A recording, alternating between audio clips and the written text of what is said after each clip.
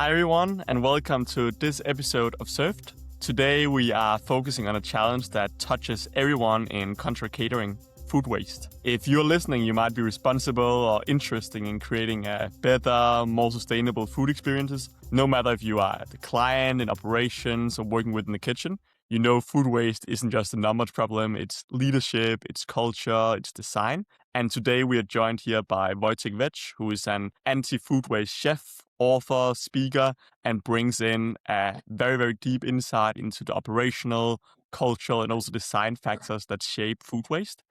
He has worked both as an advisor and thought leader across organizations, really helping teams to think differently about food waste, sustainability, and the behavioral change that makes the impact happen in real life. So a pleasure to host you here today, Wojtek. We've really been looking forward to covering the world of food waste with you and diving into it all. But maybe to start it off, could you give a quick introduction to yourself and your journey into food waste and contract catering?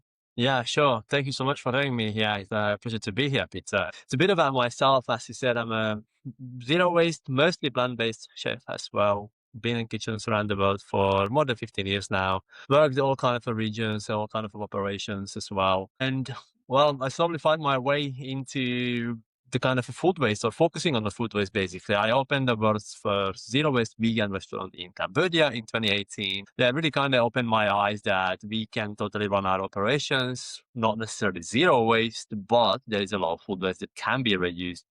After that, I just started focusing on spreading the word around it, training more chefs about how to run their operation, like focusing on food waste and how to create their menus and how to do everything as applying or adopting basically the zero waste cooking as the standard. Very nice. And I think if we look at catering specifically, it's of course very characterized by having typically being some brands that have multiple different restaurants and locations, etc. How do you think about food waste as a leadership challenge for those that have multiple restaurants where they need to think about that and make strategies and plans for that? Food waste will always come down to leadership as well, because it's, of course, if we don't care at the top, then the other colleagues that we have are not going to care either. So it's important that it's part of the organization and part of the culture as we do. But it doesn't matter whether we run operations small or whether we run operations big. Food waste can be reduced in every single kitchen where food waste is being prepared on site. Only comes down to small differences like who exactly is in charge of the menu development, who exactly is making all these decisions on how is everything being prepared, what is being used, what is being served, and who's doing the ordering and all of these things. So whether you have one small restaurant or whether you have literally 1,000 sites under your brand, it can still be pulled off. And I do quite a lot of my work for contract catering as well. Very interesting. And then if we look at like a contract caterer that has multiple different sites, like how should they go about it? What is one of the most important things that they do to actually make this happen in real life? Is it about tracking? Is it about training? Like how do they actually pull off this change? And what are some of the pitfalls that you maybe also see that they fall into trying to tackle this? Well, the first thing is always tracking and measuring, because you have to measure your food waste to know what is in your bin. If you don't know what's in your bin, then you really can't reduce it. Otherwise, it's just a guesswork, and that might not be accurate, and that might not even be true what we are thinking. Because sometimes we fall into the trap, and that especially chefs fall into the trap of thinking that there is no food waste in my kitchen, basically, because I use everything and there is not much going on in my kitchen. That's not always true. And it's from what I see from experience is that unless we actually measure the food waste, then we really don't know how much food waste we have. So once we have some clue about what exactly is in my bins, then that means that I can actually start focusing. Especially in case of contract catering, the question is who develops the menu? Is it done centrally? Is it done on site? Is the head chef of each location is in power of creating those menus, or is there a central location or central a development team for that, basically? Because the way that we write our menus and how we develop our menus is where we can actually reduce that amount of food waste. It's not so much on the site rather than as in the chef's office, for example. I always say that Majority of the food waste is not created in the kitchen, it's created in the chef's office. That's where we make decisions on how we use all of these ingredients. So once you look into what are the potential byproducts on your menu, where else the food waste is being created, not only byproducts, but also what else is going into the bin, how can we influence that? And then you just follow the decision-making process in the company that you have, like who is at the top, who can make the most decision, and who needs to act on it, basically. Yeah, super, super interesting. And of course, you mentioned a couple of points both regarding measuring, menus, etc. And if we maybe start quickly with measuring, of course, many of the bigger sites and front runners in terms of implementing food waste mitigation strategies at those locations are implementing modern technologies and AI tools like Winnow, Orbis, CleanPath, etc. But in contract catering, what we also see is typically that there is smaller locations who at least have the perception that they can't afford these modern tools with AI cameras, etc., where they maybe apply maybe no tracking, or maybe they apply simpler tracking with just weighing it every day and noting it down in a simple tool or similar. Do you find that the latter is also sufficient to actually get the benchmarks and the numbers that you need, or what is your recommendation for these smaller locations and the way that they should work with tracking and measuring food waste? No, there is no one size fits all solution for anything basically in the industry. So you're always gonna have different approach based on the size and based on your operation, actually. So it doesn't really matter how you're gonna get your numbers. Well, I mean, it does to a certain extent, but there are limitations when you are small. So you want to get your numbers. So if you're a small location, then sure, you might find a better way to work. And there are tracking solutions and measurement systems for all sizes of operations. So the focus is, or the point is, to get those numbers. You do manual tracking, great. You have an iPad with a software on it, great. You do that manually, okay. You have a small team, but you want to get some idea of what is in your bin. So it doesn't matter what kind of system you use. Winnow is amazing. AI system is amazing. It makes your life so much easier. But the focus is to get that data, to get those numbers, to get something. And is your opinion that locations should generally measure and get this data every day, or do you do benchmark periods and then you do that again later, or how do you see this? You always have to measure. You have to measure everything that you prepare in the kitchen. You can't measure once a week or all of your waste together in 1 week, because then the data that you're gonna get, that food waste was 100 kilo. Yeah, what food waste? You want to have granularity in your data. You want to know what is in your food waste at what time, and then you can find out that why it is in your food waste. Because sometimes when it's done manually, what we do is that you simply take a big container or a big, I don't know, black bin bag, you put it on a scale, and then, yeah, 50 kilo. Cool. What's in it? You don't know. You want to know what is in your bin, and then you can find out why it is in your bin. So you don't know if it's, I don't know, you have potato peels in your bin, or you have overproduction in your bin, or you have things coming from your butchery in the bin. You want to know what is in your bin, because only then you can decide that how you can eliminate that type of a waste, basically. Super, super interesting. And then if we move on to the second point you also mentioned in was about menus, and especially regarding that you said that the majority of food waste actually happens at the chef's office, where they plan the menu and thereby also lay the foundation for the wastage in many ways. What are your recommendations in how to create menus that actually reduces food waste? Should you be agile and can you still plan in menu cycles that goes ahead, or do you need to be more agile and adapt to what is actually consumed on the individual days, etc.? And what are the difference from menu planning when it's done centrally versus when it's done locally on site? There isn't difference in the menu development itself when it's done locally or when it's done centrally. It's only difference is then who develops it and basically the term that is going to be developed for. So when it's done centrally, it's usually done, you might have a big catalog of dishes that is done for an entire year, and then the head chefs make a decision on what is going to be selected for each week, for example. Or even the central team might make that decision for them. And if it's done on site, then sure, you might have a bit more agility and you might make it more tailored to your site, because the chef that works on site knows each site and his kitchen better than anyone else. So of course there is upsides to each of these things. But It doesn't make a difference in the fact that in the menu writing process, you have to think about the potential amount of byproducts before they are created. Otherwise, there is no prevention. So we think about food waste reduction as something that we only do once I have created my byproducts or I have created my waste, and then what am I going to do with it? And it doesn't work that way. You can't do it that way. It's not sustainable, and it simply doesn't work in kitchens, because there is no point in looking at what is already on my chopping board, what is already on my prep table. What you're going to do with it? It's not on your menu, so you technically don't need that product. So there is no point doing something with it. You have to think one step before. You have to incorporate it into your menu development process. You write, I don't know, you put mashed potatoes on your menu. You know that there are going to be potato peels. So it's at that point that you have to incorporate potato peels back into your menu, or the next day, or somewhere else. Because if you don't do that, then what you're going to do with those potato peels in your kitchen? You're going to come up with some cool idea where you upcycle a handful of potato peels, never going to sell them, never going to use them, create double amount of waste even in your work. And that's the approach in so many kitchens, to try to reduce something that has already been created. And that's reduction. That's why I focus on prevention. Prevention means taking one step back and looking at the potential amount of byproducts before they are being created. I don't know, I put watermelon on my breakfast menu or whatever. I slice watermelon. There are going to be watermelon rinds created. It is the moment when you write the menu that you need to realize the potential amount of byproducts, count with them, and incorporate them into somewhere else. Because if you don't, that it's going to take a lot of time, and it doesn't make sense in the long term to operate that way. So creating a circular menu, or a zero waste menu, if you want to call it, is the key part in food waste prevention. Yeah.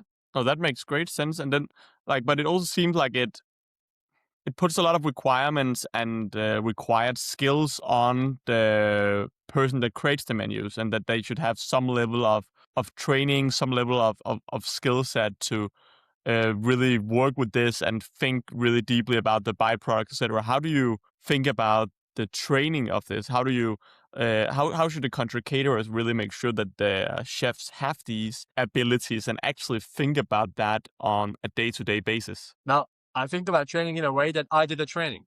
So what I do is that part of the training for chefs. So that is my work to do that. But on the other hand, not everybody needs that training, because it's simply part of the chef's work to consider everything that is created in my kitchen and write my menu in the most cost-efficient way. It is a normal practice. I'm not suggesting a brand new idea that has never been done. This is the way that menus have been written decades ago. This is the way that kitchens were operating decades ago. Ask the older chefs, ask the guys who have been 40 years in the kitchen. That's the way that they used to operate. And now we forgot. Now there is byproduct here, byproduct there, and we don't think ahead. So this should be a normal practice. This shouldn't be some like extra layer on top of what you are already doing. But simply write my menu and look at, well, look, I buy my food with the intention to resell it with a higher margin. Why am I wasting food? Why am I putting it in the bin, not on the plate? That doesn't make sense. So from my perspective, zero waste cooking should be a global standard in the industry. That's not something that I'm suggesting as a brand new thing that has never been done, but it's simply something that must be integrated into the way that we operate. And do you actually also see that then goes in and increases the gross margins by lowering the cost of the production and lowering the waste? Absolutely. Well, my clients save hundreds of thousands a year. And is that through increasing the gross margin with a couple of percentage, or is that through the reduction of waste primarily? Of course, they're also connected. The reduction of waste is going to increase the yield of every product that you buy. So that naturally reduces the food cost per item. So if, I don't know, simple example, if from your carrots, now you might get out 85% yield because you peel and trim. Now really focus on the trim that you have and use the peels as well, and bring the yield up to 95%. So only the 5% of the trimmings. Now you increase the yield by 10% on a single vegetable, on a single product. Now if you process hundreds of kilos a day or a week on only one single product, now replicate this with every single product that you have, replicate this across all your menu, all your operations, look at it on an annual basis, and all of a sudden you are in 6 or 7 figures in savings. No, it makes sense, and it's super, super interesting of the impact that this can have. One of the things that I also take now, if we go out of the menu planning, but now we think about the kind of use cases, which is, of course, like as a contract, no matter if it's in a workplace or a school or similar, it is kind of the job of the food service company or the caterer to ensure that there is enough food. how do you make sure that we handle this trade-off of not overproducing, but still ensuring that there is enough food? So here I'm talking about both forecasting, but I'm also talking about this natural tendency to maybe make sure that it's a little bit too much because you don't want guests to come down and then suddenly they cannot get the meal that they wanted to get. The question is, why do we have this natural tendency as chefs? Why do we want to overproduce, overfill, and to kind of make sure that there is so much food that there is not even a slight chance that we're going to run out? It's kind of an insecurity or a protection of like making sure that, sure, you never want to run out of food. But when was the last time that you ran out of the food as chefs? Probably never, or not even close. For most of the chefs that I speak to, the situation simply never happened because you know your numbers. You know how much you're going to produce. So sure, one part of this is prediction. You want to know that how many guests you're going to have and what you should cook for them, for example, and all of these details. So one part of this comes down to the communication. Make sure that the communication is right. Make sure that you actually know the real numbers. Is there any likelihood or a chance that, I don't know, someone gonna cancel, someone not gonna come, or you're gonna have less people coming in on that day, for example, or whatever situation you are cooking for, you know? But the other part is that you can simply, if it's on a buffet or if it's like on a big spread of food, you can simply set up your buffet in a way that it looks full, but it doesn't have to be overfilled. So there are ways to do that where you use dishes that are a bit more shallow than they look like, or you use plates which have like big rims. So the actual content of the food is not as big, but your menu doesn't look empty. You can still have more in your kitchen. You can still refill as you need, but you don't have to put everything in huge amounts out on the buffet. You can put small amounts, especially towards the end of the servings or at the beginning, for example, or items that are sensitive and you can't reuse again, for example. You know, there are so many small ways, and there is not like single thing that I can say that this is how you can do it, because it depends on the operation, the way that, I don't know, on the event, for example, and all the other details. But there are definitely ways that this can be pulled off and you don't have to overproduce huge amounts. You're always going to have something in a bit. You're not going to have zero. But again, the point is that reducing 50% of your food waste is a lot better than not reducing any of it. You always want to do the best that you can do. Yeah, 100% makes sense. I think we're also seeing both that, of course, AI is starting to gradually come in and help chefs making predictions, ultimately to take a little bit of the guesswork out and make that easier. But of course, also selling surplus food that has been a trend emerging over the last 10, 15 years, where people start to have systems and tools where they can send a push message out and get people to buy some of the things that are leftovers, which can also, of course, help reduce some of that after production waste that might be left. So I think that makes perfect sense. But I think one of the questions that comes to mind in my head, also listening to you, is you mentioned also that typically people see multiple hundred thousands in savings, etc. And that kind of makes me ask the question, like, are people investing enough in this? Are people good enough at doing this at scale right now?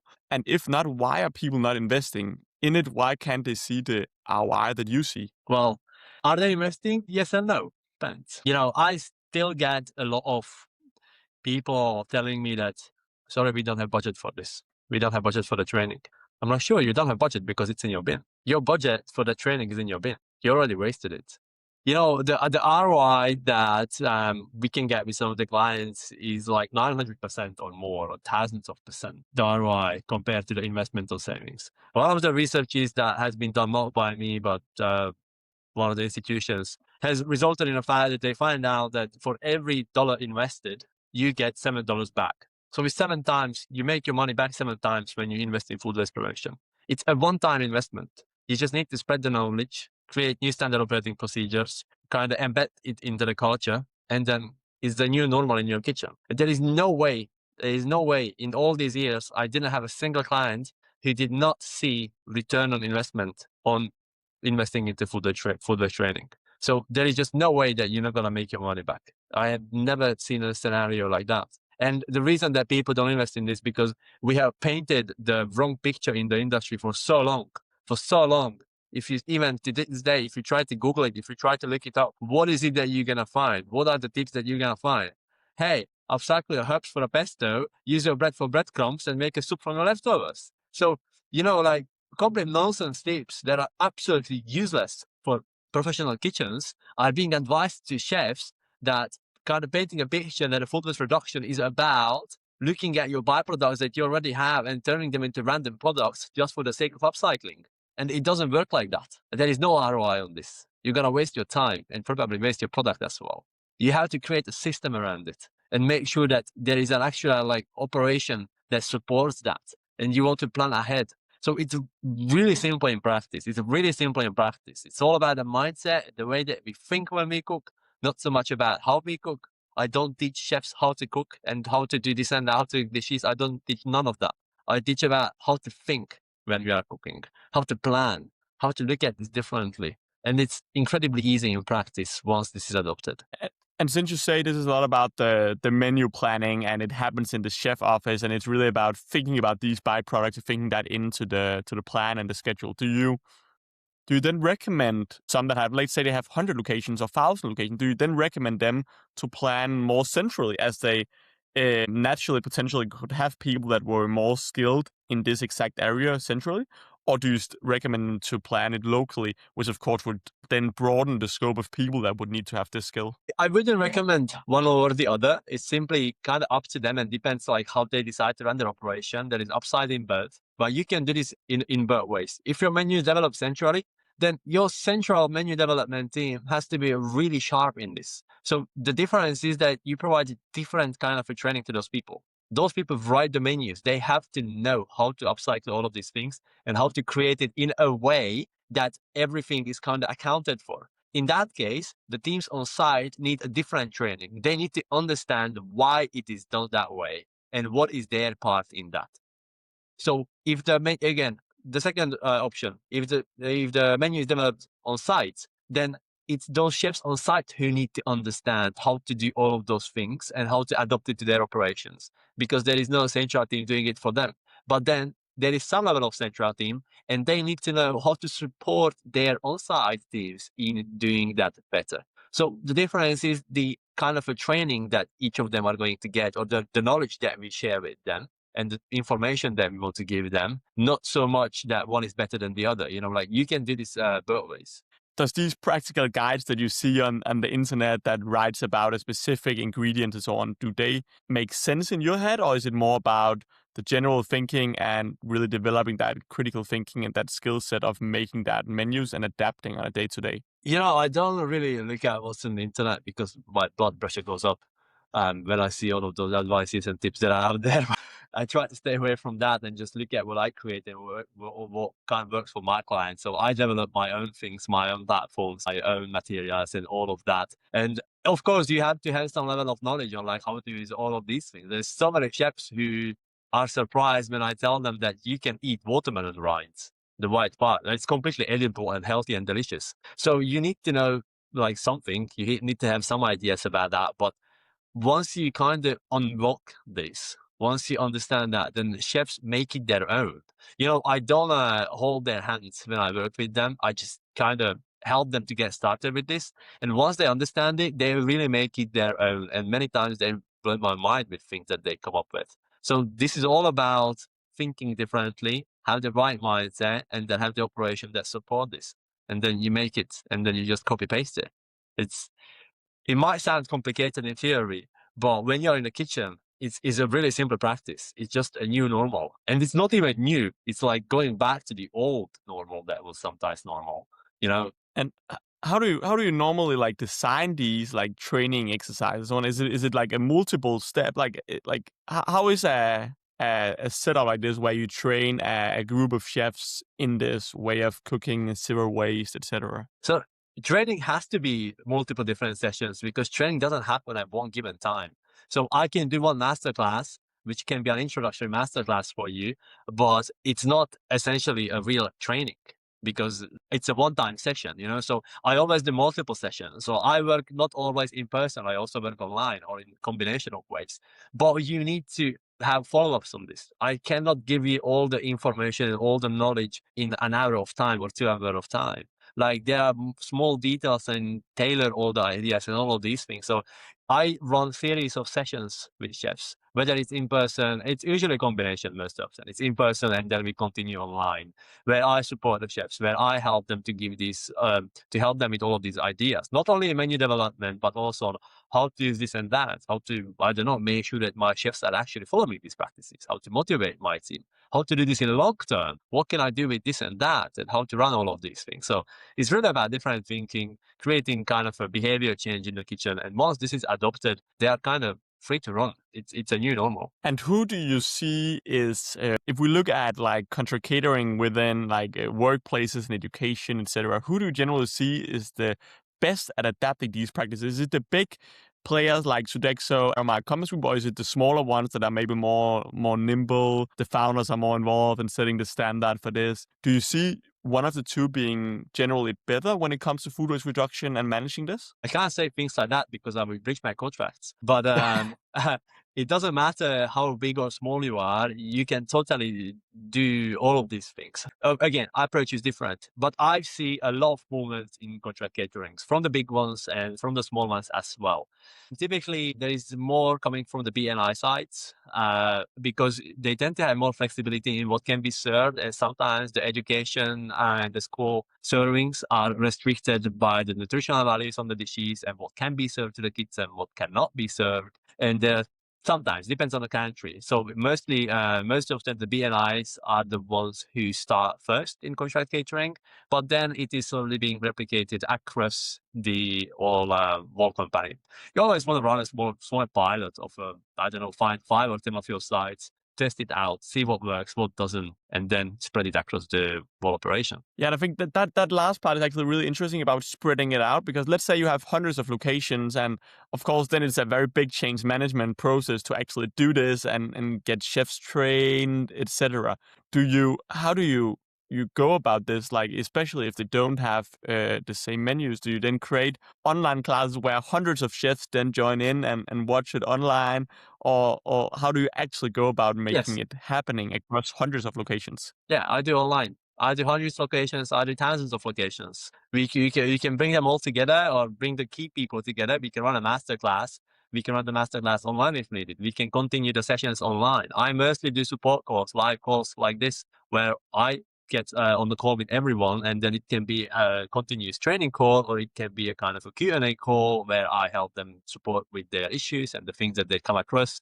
So all of my work that I do is like 80% of it is tailored designed for the clients and making sure that it fits their operations rather than trying to copy paste. So I can't really copy paste that what worked for one client is going to work for the other one, but you can always tailor this approach, and the key areas stay the same, that you want to approach it from the mindset, from the operation, and from the behavior change. How do these companies develop the skills in-house? Because of course it's great that you can do a training call and so on, but I would assume, especially some of them that have lots of location and a large operation, they get new chefs all the time, and they would want to develop internal capabilities to give this level of training and guidance to their chefs. How do you recommend them to do that? Is that having a few experts and then kind of doing a train the trainers approach, or how do you think about this? Can do the trainer approach as well, but if your trainer leaves, then you are again in HQ. You have an HQ there. So the thing is that most companies have some sort of a training when a new employee joins. There is some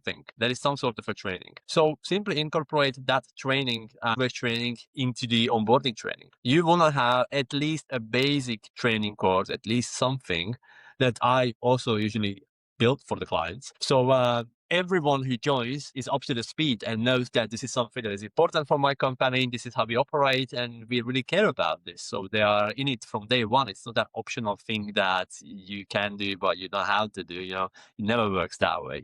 If it's optional, you don't even have to bother. Yeah. Makes sense. Maybe moving a little bit on and zooming a little bit out on the bigger one. Like normally when a lot of people talk about food waste, they also talk about ESG and talk about that as a whole. How do you see like the ESG currently like playing out in this industry about both the external pressures? Are people focused enough of this? Are people focusing on the things that actually matters within this? What is your view on ESG in contract catering? But first of all, without offending anyone, I would love to stop all the greenwashing in the industry that we have and talking about doing all these major things when none of them is being actually done. So that's one of the first things. The second thing that I see with ESG and generally with sustainability topic in the whole industry as well is that we keep thinking and approaching sustainability as something different from our operation, as like a new thing on top of everything that we are already doing. Like we have sustainability directors and managers and departments who are trying to squeeze the sustainability into our operation. And great, it's important to have those people, but this is not how sustainability works. You cannot have it as one thing on top of all the other. You have to have it integrated into every step of the operation. Like sustainability must be part of your operation, inside it by default, by design, not like a new thing that you now try to put on top of everything that you are already doing. Because that's not even possible in many cases, and it's also extremely difficult and time consuming. Like you have adopted a practice, I don't know, this is the way you order things, this is the way you do things, and then you bring in this new lens of, okay, how can we do it sustainable? But sustainability department is not in charge of that. It should be the people who are actually doing all those actions. So this is why I say that you really have to train your senior leadership as well. Like the people who make the decisions and run those operations have to have the knowledge on how to do those things sustainably. So it's not like a new thing that comes on top of that. I see great things done in the industry. I see a lot of success, but I also see things that when people backtrack on their things, like people step back, like, hey, it doesn't work for us. No, it's not going to work if you think of it as a separate thing. That makes perfect sense. I think maybe in relation to that, do you see that there is any emerging practices, innovations, any recommendations that you would give people talking about ESG broader than just food waste, and maybe also how do we measure that in a good way? Because I think what also happens is also the risk of the sales team kind of trying to, of course, please the consultant and the clients when doing the bids, and if ESG is suddenly multi-paid to answer, of course ESG feels a lot in the tenders, etc. But then how does it actually come out and live when it's a separate team that then are to deliver? Like, do you have any recommendations, any tips, emerging practices that would be worth sharing regarding ESG? Emerging practice, food waste is just one part of all of these sustainability things. Like there are so many things that you can do. And I will always say that just do the right thing. Like buy food that actually supports your environment. Like focus on organic produce, focus on things that are local, like things that should be basic and should be normal by now, but they are still not. Focus on things that are healthy and full of nutrition, for example. Support the small farmers whenever you can, and like look at your purchasing aspect and all of these things. Like there are multiple elements to this. The food waste comes down once it's already in operation, but you can look at it before the actual food comes into your kitchen. Like where does that food come from, why, and what quality of that food is, for example. Look at all of these small things and integrate it into your sales team and all of these things. I see great successes with companies who train their sales team on actually how to talk about the sustainability part with their clients and the new prospects. And one of the things is to not use the word sustainability, because sustainability is now so overused that no one even knows what it means anymore. Yeah. So you want to talk about we are doing the right thing and we really care and we support the local economy, the local culture, the local environment, and all of these things. And we just do the right thing. And the right thing is always going to look different from my country to your country. So it's understanding that, hey, it's not just saying like, oh, we focus on sustainability. Great. The box is ticked now and no one cares. And nothing is going to change. I mean, most of the What do you see, situations. and what do you see some of the potential blind spots being in terms of getting this implemented? Does it come down to cost sometimes? Does it come down to uh, lack of client urgency on it, or does it come down to what are some of the blind spots you see when it comes to sustainability? Good question, because I was just talking about this yesterday, that how we have, when it comes to cost, especially, and looking at the investments into sustainability, well, if I hate to use the word sustainability, but for the sake of it, we have normalized reducing cost on everything to as much as we can, to the point where now doing the right thing sounds like an extra investment. So we adopted the practices of not doing things the right way, where we do things in a way that it might compromise the quality, but whatever, it's cheaper. It might compromise, I don't know, the supply chain, the local producers, How about it's cheaper? It's the only thing that matters. So this has become such a standard in the wider industry as well, that now if we want to do the right thing, it sounds like we have to go this extra mile and do, oh my God, like the investment and the money and the cost and the time. So, what if we wouldn't normalize cost saving for every cost, no matter what? Because that's how so many parts of the industry is being run, actually. We don't care about nothing else, the cost. That is the holy grail. What does it cost me? I don't care how much. If I ruin my producers, I ruin something else, is the cost. So unfortunately, this is the normal. But what if this wouldn't be the normal? Because from my perspective, doing the right thing should never be like an extra investment on top of something like, oh my God, I have to be the good guy now. Like, how about we are just the good guys as we are by default? Isn't that the right thing to do? Isn't that how it should be done in the first place? Makes sense. Makes sense. I think here to round it off, Wojtek, I have a couple of concrete questions.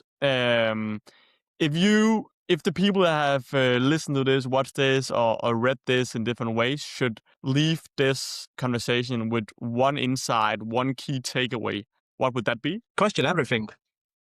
Question the way that you do things and why you do them that way.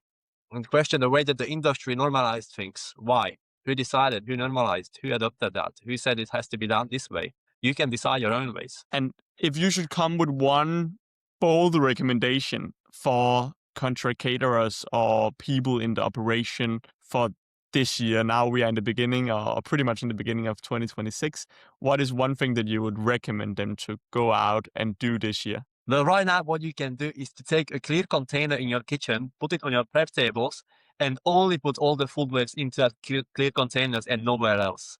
Even if you don't have measurement system, you don't have anything else, as a first step, take a clear container, put it on your tables, and all of the food goes into that container and nowhere else. At the end of every day, you're going to take a photo and write it down. You're going to see how much food waste is actually coming from your kitchen, and it's more than you think. Very nice. Thank you for this actionable tip here at the end. Really, really appreciate you spending the time for sharing all your insights and so on. It's really been great. So thanks a lot for joining, Wojtek, and thanks a lot for everyone who have been listening. Really appreciate it. Speak soon and have a good day. Thank you so much for having me. Bye.